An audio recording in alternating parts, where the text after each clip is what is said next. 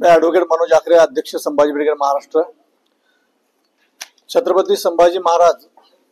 यांच्यावर विश्वास पाटलांनी कादंबरी 2005 साली प्रकाशित केली आणि त्या कादंबरीमध्ये अत्यंत चुकीचे लिखाण त्यांनी केलेलं आहे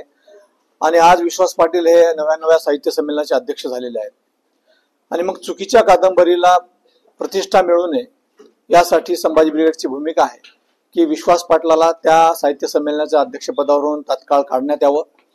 आणि विश्वास पाटलांनी या कादंबरीमध्ये तात्काळ दुरुस्त्या कराव्या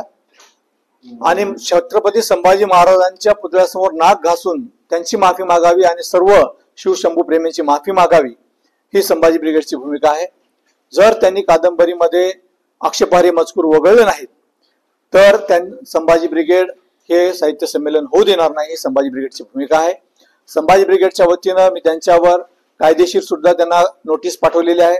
अखिल भारतीय साहित्य परिषदेला सुद्धा नोटीस पाठवलेली आहे आणि विश्वास पाटलाला व्यक्तिगत सुद्धा नोटीस पाठवलेली आहे आणि आम्ही कायद्यानं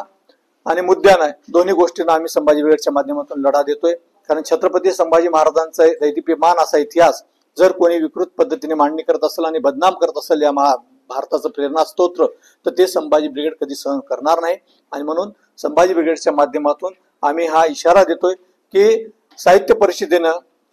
विश्वास पाटलाला अध्यक्षपदावरून तात्काळ हटवावं